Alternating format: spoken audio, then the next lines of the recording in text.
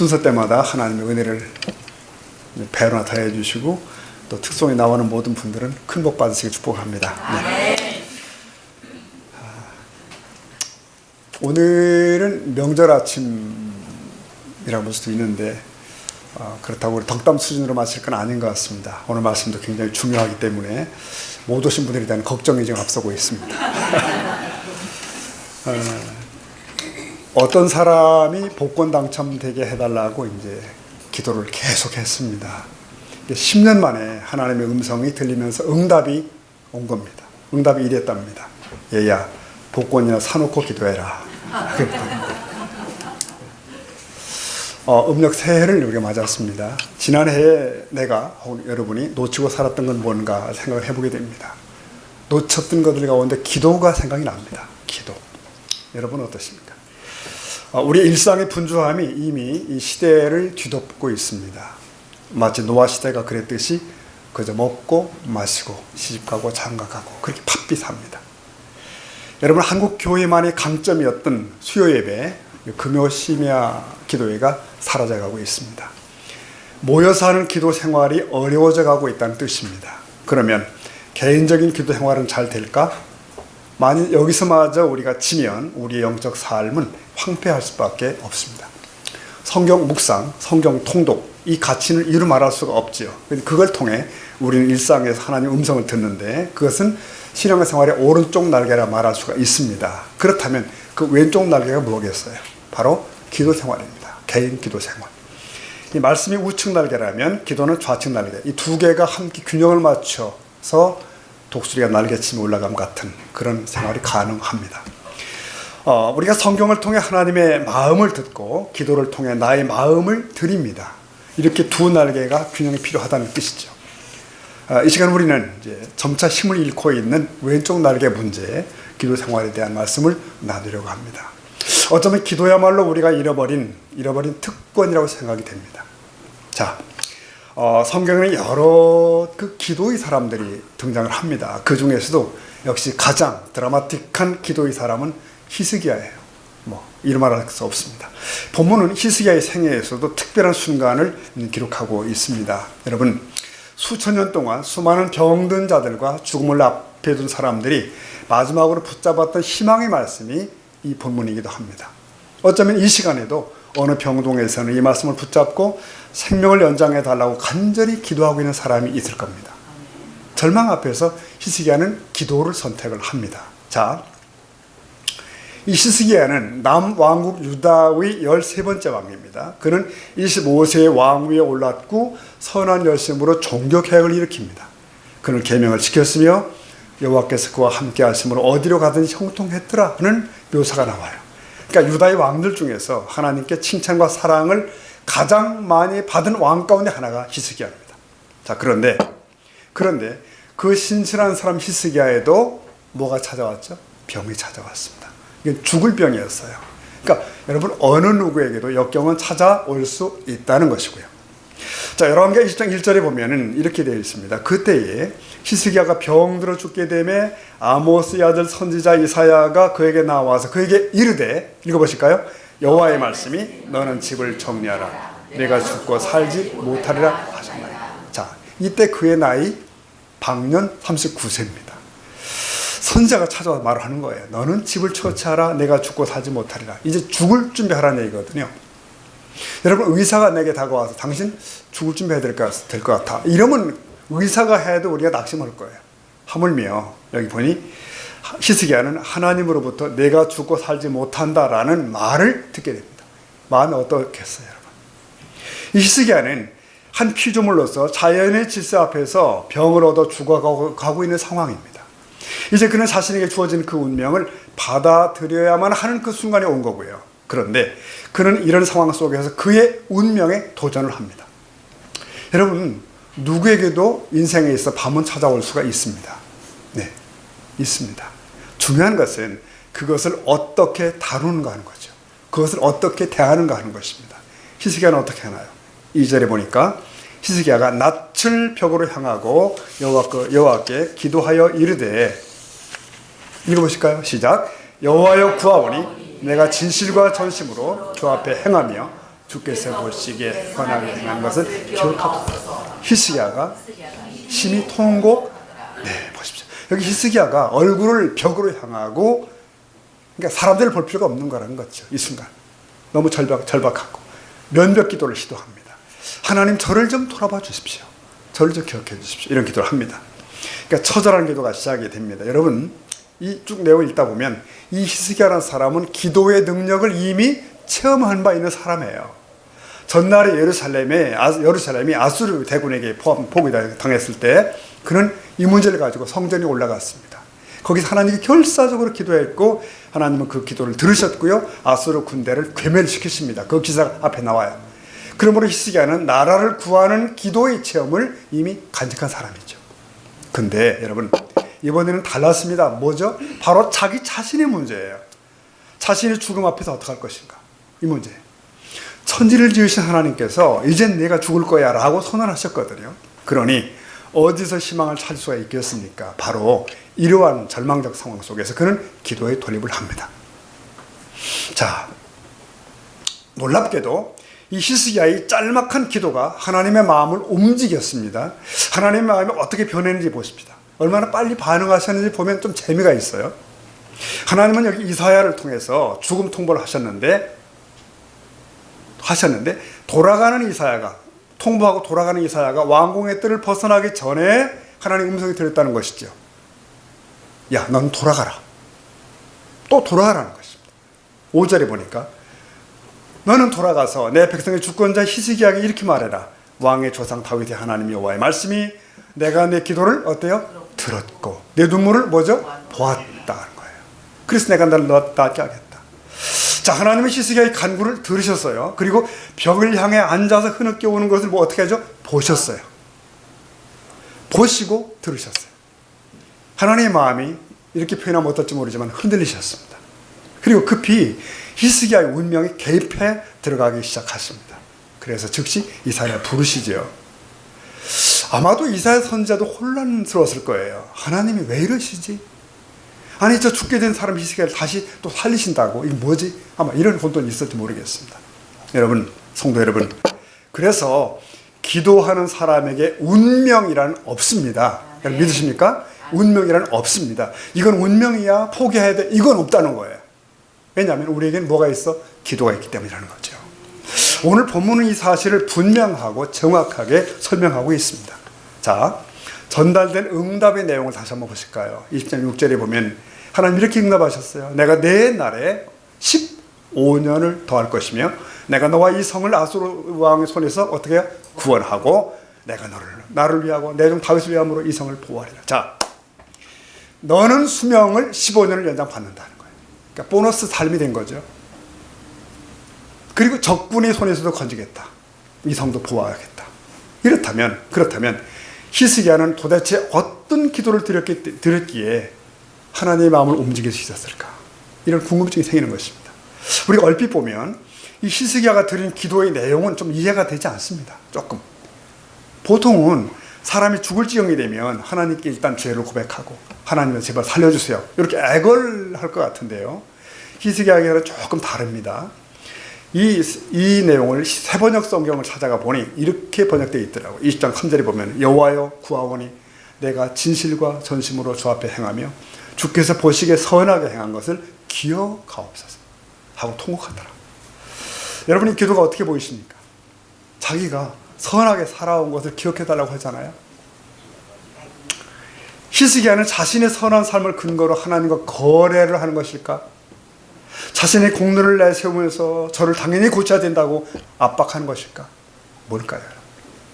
여러분, 어느 누가 감히 하나님 앞에서 자신의 선함을 근거로 자신의 공로를 내세워서 하나님의 은혜를 요구할 수 있나요? 그건 불가능합니다. 오늘 본문이 전하는 것은 분명히 그런 것은 아닌 것 같습니다. 일단 그는 통곡하고 있어요. 그리고 하나님은 내 눈물을 보았다고 말씀하십니다. 그러므로 그의 눈물 안에 담겨있는 그의 겸비함과 절박함을 우리는 살펴볼 필요가 있습니다. 그러니까 그의 기도는 결코 주장이 아니고 압박이 아니었다는 거죠. 하나님 저를 좀 불쌍히 여겨달라는 거예요. 호소입니다. 간절한 호소. 여러분, 결과는 그겁니다. 기도는 분명히 기적을 만들어냅니다. 아멘. 기적은 하나님의 손을 움직이는 것인데 하나님의 손을 움직이는 게 기도다. 자, 본문 이후에 히스기야는 이제 말씀대로 응답대로 무화과나 뭐 열매의 반죽을 붙이고 감쪽같이 병이 낫게 되잖아요. 그러니까 말씀대로 따라 한 거죠. 기도는 어쨌든 이렇게 놀라운 결과를 만들어내요. 근데 여러분 뭐 왜 히스기야 뿐이겠습니까? 우리가 잘 아는 모세는 그의 기도 후에 홍해가 갈라지는 전무후무한 기적을 보지요. 엘리야는 기도 후에 하늘이 갈라지고 불이 내려오는 제단이 불타는 걸 보지 않습니까? 마태 9장을 읽다 보면 예수께서 귀신 들린 자들을 고치신 뒤에 귀신을 내쫓은 뒤에 이렇게 말씀하시잖아요. 기도 외에는 이런 유가 나갈 수가 없다 그러셨어요. 기도 외에는 이런 유가 나갈 수가 없다고 말씀하십니다. 사랑하는 성도 여러분, 이 시간 하나님의 명예를 걸고 제가 말씀드릴 수 있어요. 기도는 100% 응답됩니다. 아멘. 100%. 더 정확히 말하면 진정한 기도는 반드시 응답이 있습니다. 아멘. 히스기야는 면벽하고 하나님과만 독대하잖아요. 지금 그의 기도에는 그의 진정함이 눈물과 통곡으로 표현되는 것이에요.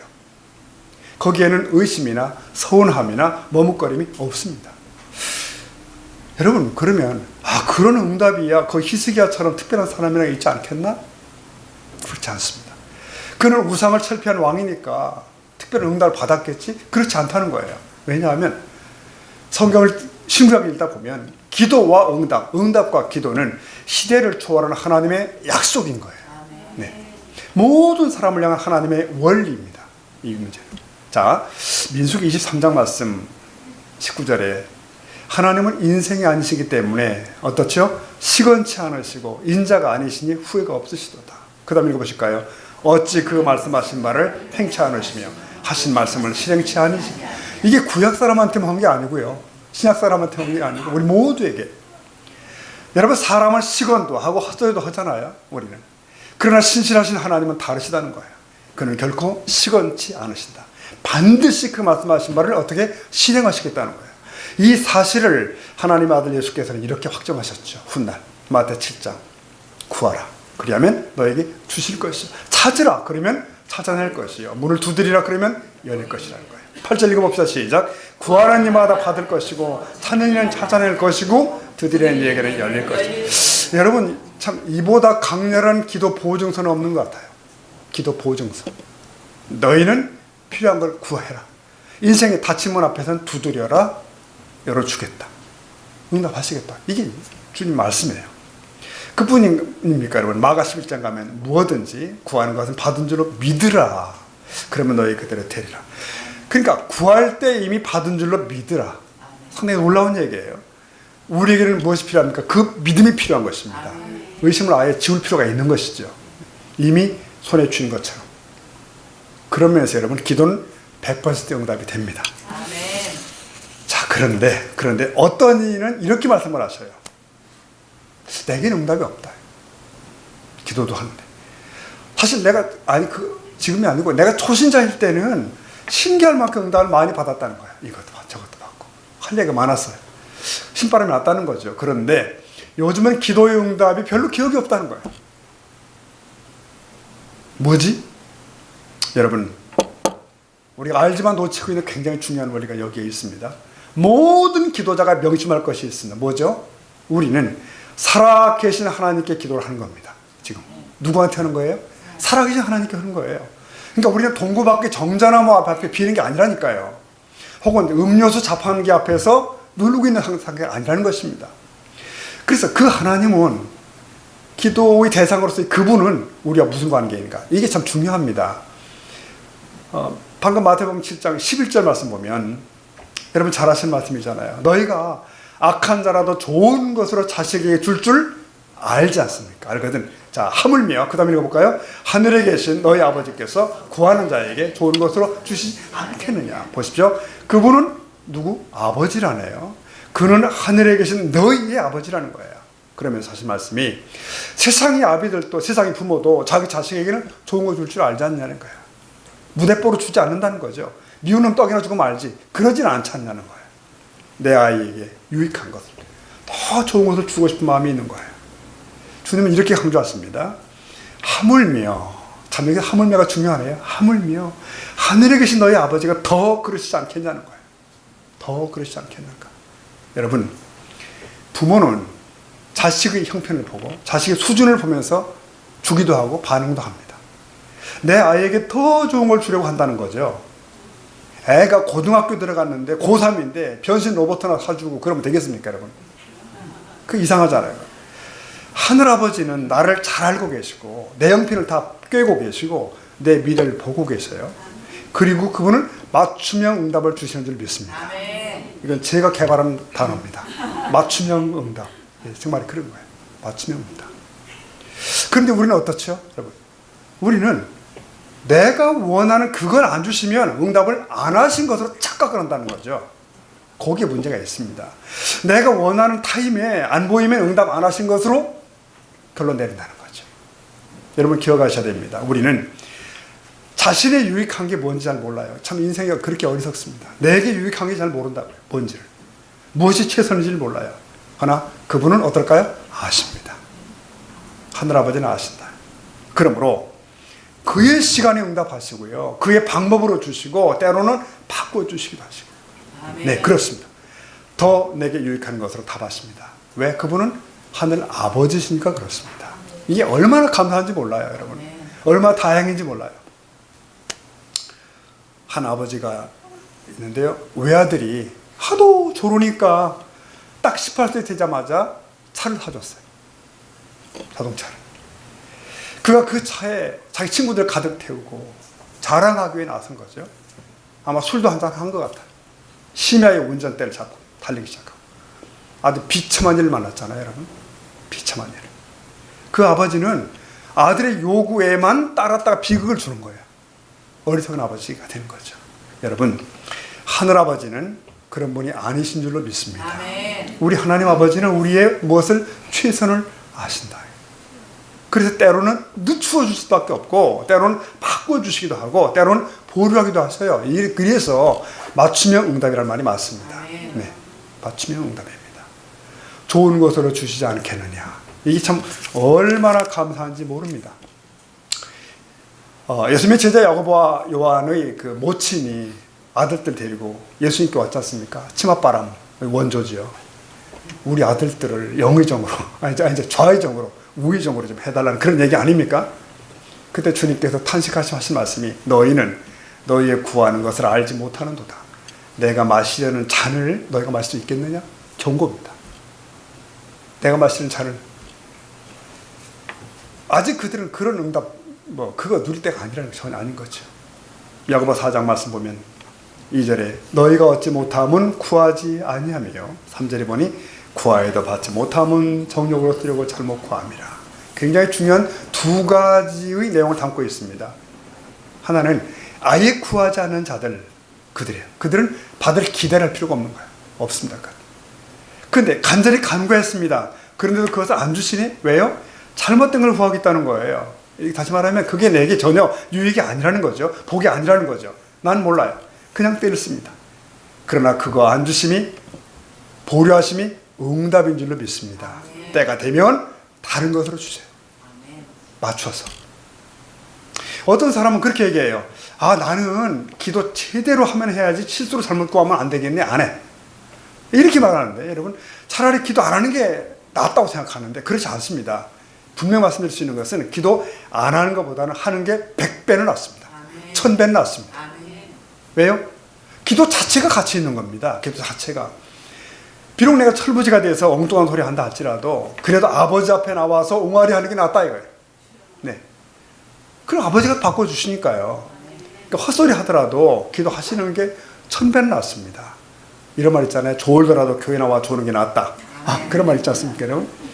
근데 그 마음이라도 인정해 주시니까요, 여러분. 사랑하는 성도 여러분, 하나님은 우리의 기도에 반드시 반응하십니다. 네, 더 좋은 것으로. 기도에 나아갈 때마다 이 믿음의 옷을 듣는 차려입고 그리고 나가는 저와 여러분 될 수 있기를 축복합니다. 제게도 연약 부족한 부분이 기도 생활이거든요. 근데 특별한 계기는 아니지만 이 말씀도 좀 앞뒤로 준비하면서 다시금 제 자신에게도 기도의 응답에 대한 확신이랄까요. 그게 다시 주어지는 것 같아요. 그래, 하나님은 하신다. 그런 확신. 여러분들 믿음의 옷을 입기를 축복합니다. 아멘. 사랑하는 성도 여러분, 오늘 우리는 이제 이 히스기야 왕을 통해서 강력한 기도의 교훈을 듣고 있습니다. 그는 통곡 기도자라고 말할 수 있습니다. 그리고 어쩌면 그는 기도자의 모델일 수도 있습니다. 응답에 있어서. 그런데 여러분, 여기까지입니다. 네, 여기까지 우리는 그의 기도를 본받기를 원하는 거예요.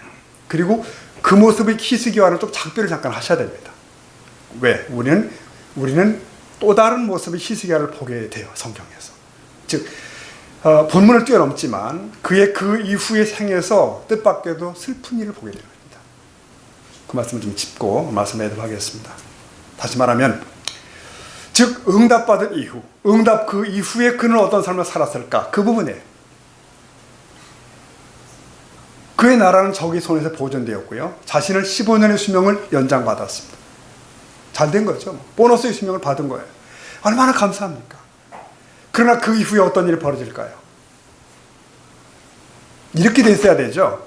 그의 나라는 부강하고 히스기야는 형통하고 하나님의 사랑을 더 받고 살았더라. 이렇게 돼야 되는 거 아닙니까, 여러분?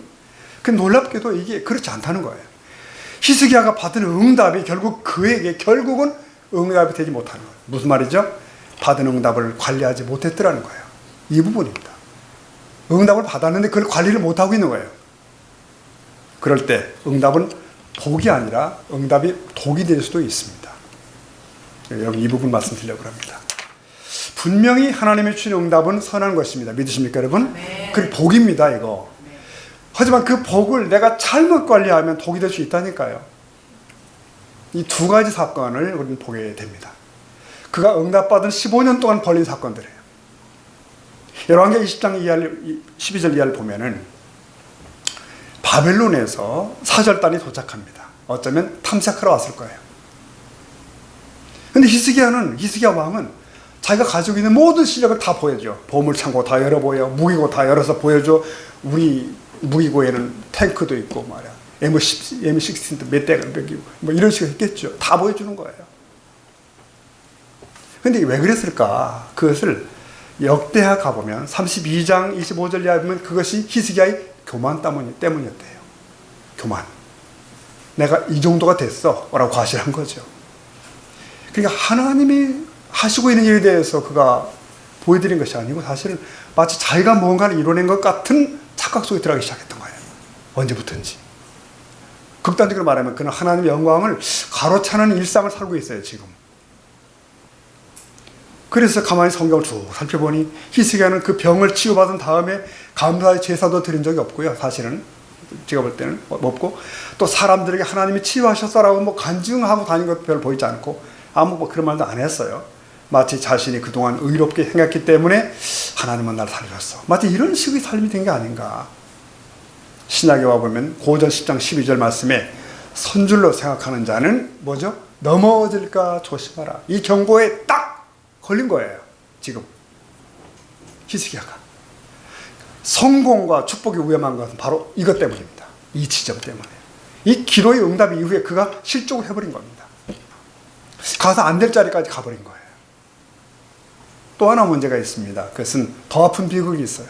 뭐냐면 이 비극은 히스기야의 사후로까지 연결되는데, 자, 히스기야는 15년 연장된 삶을 채우고 세상을 떠나지 않습니까? 그리고 히스기야가 죽은 다음에 그 아들이 왕위에 오르잖아요. 그 아들 이름이 므낫세 왕입니다. 들어보셨죠? 므낫세. 므낫세는 12세의 왕이 되어서 52년 동안 통치를 합니다. 유다에서 가장 긴 기간 동안 왕으로 다스렸던 사람이에요. 그런데 유다 왕국의 왕들 가운데서 가장 악한 왕들을 뽑으면 그 중에 하나가 므낫세입니다. 그래서 열왕기서에 읽다 보면 유다 나라의 멸망이 므낫세가 행한 죄악 때문이었다라고 표현됩니다. 무서운 일 아닙니까, 여러분? 그런데 이 므낫세가 누구예요? 히스기야가 병이 나았고 치료되고 수명이 15년 더 연장되었을 때에 낳은 아들이에요. 그 기간 동안에. 근데 그 므낫세는 결국 히스기야가 받은 응답일 수도 있는 거 아닙니까? 아들의 응답 받은 거죠. 그렇다면 그 응답을 잘 관리했어야 되죠. 응답을 잘 양육했어야 되죠. 그 아들이 가장 악한 왕이 되었다는 것은 섬찟합니다. 왜 그랬을까요? 얼마든지 우리는 짐작할 수 있습니다. 그 아들이 보통 아들이니까 너무 귀하게 태어난 아들인 거예요. 눈에 넣어도 아프지 않은 아들입니다. 절대로 아이를 훈계할 수 없었어요. 초달할 수 없습니다. 너무 애지중지한 거죠. 그래서 그 아들 키우는 일에는 하나님의 훈계도 의미가 없어요. 여러분, 결국 그 므낫세가 나라를 말아먹고 맙니다. 하나의 나라를. 물론 그 원인은 히스기야로 올라갑니다. 그는 자신이 받은 축복의 응답을 관리하지 못한 사람으로 끝나고 하는 거죠. 자, 성도 여러분, 여기 참 굉장히 무거운 교훈이 있습니다. 네. 우리는 어떻게 해야 이 응답을 내내 복으로 간직할 수 있을까요? 어쩌면 답은 간단해요.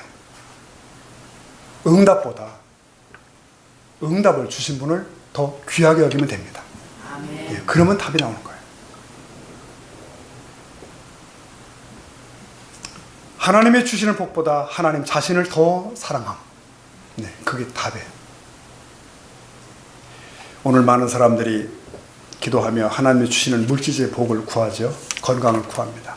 그래서 하나님이 주시는데 하나님이 주시는 것들은 어쨌든 다 좋은 거예요. 하지만 하나님이 주실 수 있는 그 좋은 것보다 하나님 자신을 구하라. 이런 말씀이 성경에 나옵니다. 더 좋은 것은 하나님의 얼굴을 구하는 것이에요. 사실은 다윗은 하나님 앞에서 여호와의 내가 주의 얼굴을 찾으리이다 이렇게 고백했고, 그는 평생 하나님의 얼굴을 구하는 자로 살았고, 그래서 하나님과의 끝까지 가장 깊은 교제를 이룬 사람이죠. 그러니까 하나님 마음에 합한 사람으로 하나님을 기쁘게 하는 일생을 살아가게 돼요. 여러분, 그는 여호와의 능력만 구한 것이 아니라 그의 얼굴을 항상 구하는 사람이었다. 시편 105편 보면 이렇게 되어 있습니다. 4절에 보면 우리 한번 읽어보실까요? 시작. 여호와와 그의 능력을 그의 얼굴을 항상 구하였다. 네, 굉장히 중요한 의미가 담겨 있는 것 같습니다. 잘 들어보십시오. 하나님의 손을 구하는 기도가 있고 하나님의 얼굴을 구하는 기도가 있습니다. 손은 능력을 나타내요. 하나님의 손을 구하는 기도는 우리의 필요를 구하는 기도이고, 하나님의 얼굴을 구하는 기도는 하나님 자신을 구하는 기도다. 중요한 얘기가 아닌가 싶어져요. 하나님의 손을 구하는 기도는 구하는 것을 얻으면 관계가 끝날 수도 있지만, 하나님의 얼굴을 구하는 기도는 구하는 것을 얻는 순간부터 시작이 된다. 여러분, 우리의 기도가 점점 더 깊어지고 더 나아간다는 것은 이런 걸 의미합니다. 하나님의 손을 구하는 사람들은 넘쳐나고 넘쳐나지만 하나님의 얼굴을 구하는 사람들은 그래서 희귀하고 드물다. 이게 오늘의 현실입니다. 사랑하는 성도 여러분, 저와 여러분, 우리의 기도는 거기까지 가야 할 줄 믿습니다. 그러면 그 기도 응답으로 인해서 시험 드는 일 절대 없는 거죠. 응답을 관리할 수 있게 되죠. 하나님은 우리와 주고받는 관계가 아니라 친밀함 속에 함께 머무는 관계입니다. 그렇게 되셨다는 거예요. 우리 기도도 계속 그리로 가야 돼요. 하나님과의 친밀함을 추구하는 하나님의 사람, 기도자. 하나님의 손을 구하는 삶은 하나님의 능력을 요청하는 거라고 한다면, 그런 기도만으로는 하나님과의 친밀함의 교제가 가능치 않을 수 있습니다. 여러분, 우리는 기도에서 응답을 누릴 수 있습니다. 그러나 그 응답들보다 더 사모할 것은 그것을 주시는 분입니다. 네, 나의 아버지십니다. 응답보다 응답을 주시는 분이 100배는 귀합니다. 1000배는 귀합니다. 여러분, 우리가 기도하여 응답 받았을 때 그것보다 하나님을 더 사랑하는 우리가 되기를 축복합니다. 아멘. 하나님을 더 사모한다면 므낫세의 실패에, 히스기야의 실패에 들어가지 않습니다. 절대로 그렇게 되지 않습니다. 우리는 살면서 의식주의 문제를 기도할 수 있고, 먹고 사는 문제, 직장 문제, 자식 문제, 하나님 이것 좀 해결해 주세요. 다 할 수 있습니다. 여러분, 어쩌면 예를 들면 고열에 시달리는 아이를 위한 엄마의 기도가 어떻게 무시될 수 있겠어요? 또 자녀의 문제, 가족, 직장의 문제, 기도해야 됩니다. 다만 이런 기도가 끝이 되어서는 안 되며 궁극적인 목적이 되어서도 안 된다는 거예요. 응답은 시작입니다. 네, 더 나아가야 한다는 거예요. 여러분, 하나님이 주신 아들을 사랑해야 하지만 그 아이를 주신 분을 더 사랑할 수 있기를 바랍니다. 아멘. 하나님이 주신 직장을 아껴야 돼요. 귀하게 여기고. 근데 그것을 주신 분을 더 귀하게 여겨야 됩니다. 네. 하나님이 주신 재물을 소중히 여기십시오. 근데 그것을 주신 분을 더 소중하게 여기십시오. 아멘. 근자에 좀 아는 이와 모처럼 만나 차를 마시게 됐는데요. 그 뜬금없이 이런 얘기를 해요. 그분이 하나님이 재물을 주실 때는 정신 바짝 차려야 돼요. 그의 뜻대로 사용해야 하거든요. 근데 자기 경험담인 걸 제가 느꼈어요. 그 의미가 있겠다. 내가 그를 사랑하는 자가 될 수 있기를 축원합니다. 아멘. 시편 말씀 한번 보시면 하나님의 사슴이 시냇물을 찾기에 갈급한 같이 내 영혼이 주를 찾기에 갈급합니다. 내 영혼이 하나님 곧 살아계신 하나님을 갈망하나니 내가 어느 때에 나가서 주의 얼굴을 배울까? 하나님의 얼굴을 배울까? 그러니까 시인이 가장 갈구하는 것은 여호와 하나님을 갈망해요. 그의 얼굴을 갈망하는 거예요. 그분께 가까이 있음을 원하고 내가 어느 때에 나가서 하나님의 얼굴을 배울까? 이 마음. 여러분, 에덴 동산에서 등져버린 하나님, 온 인류는 다시금 그분 앞에 돌아가기 전까지는 평안이 없습니다. 그의 앞에 있을 때 최고의 행복이 있는 줄로 믿습니다. 예배도 찬양도 다 그거 아닙니까? 우리는 기도 가운데서도 주님을 누려야 할 줄로 믿습니다. 자, 오늘 말씀을 매듭하겠습니다. 오늘 우리는 다시금 히스기야의 기도를 통해 도전을 일단 받습니다. 그의 기도를 배우자. 그의 통곡 기도는 반드시 우리에게 모본이 되는 거예요.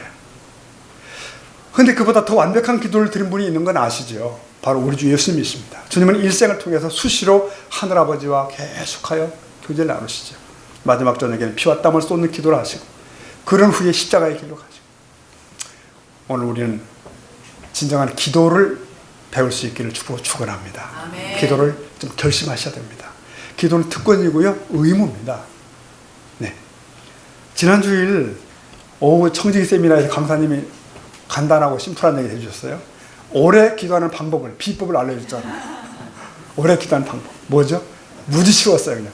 기도가 끝나면 다시 시작한다. 그거였습니다. 나는 5분밖에 기도 못해. 어떻게 하면 더 할 수 있지? 그럼 5분 열심히 기도가 끝나면 5분이잖아요. 다시 시작하면 3분을 할 수 있다. 또 3분 또 끝나면 또 한 번 더 하면 5분, 결국 10분을 할 수 있다. 우습지만 굉장히 의미가 있는 얘기입니다. 조금씩 늘려가는 거예요. 아무리 중언부언해도 기도 안 하는 자보다는 하는 자가 100배 낫다고 말씀드렸습니다. 100배, 1000배 낫습니다. 왜? 본래 기도란 주고받는 관계가 아니고 사실은 필요할 때 내미는 청구서도 아니고요. 하늘아버지와의 사귐입니다. 교제입니다. 그를 기뻐하며 그 앞에 머무는 것, 그의 얼굴을 구하며 그거거든요. 그러므로 말을 잘하든 못하든 상관없습니다. 무슨 일목요연하지 못한 기도, 그게 상관이 없는 거예요. 아버지 저 여기 있습니다. 그 하나로 족한 거예요. 그렇게 기도가 시작되는 겁니다. 사랑하는 성도 여러분, 우리는 주일날 여기 모이면 함께 기도도 하고 함께 찬양도 하십니다. 그러나 주중에 각자 사는 자리로 가시면 내가 나를 챙겨야 됩니다. 목사가 챙겨줄 일도 없고 여러분 선교회장이 챙겨주는 것도 아니고 누구와 같이 기도할 수도 없잖아요. 그래서 우리의 옛사람, 옛 게으름에 나를 맡겨버리면 나는 아무것도 못하는 거예요. 결코 못합니다. 그런 우리를 아시기 때문에 주님은 우리 각 사람에게, 우리 신약교회 성도들에게 뭘 주시죠? 성령님 허락해 주셨습니다.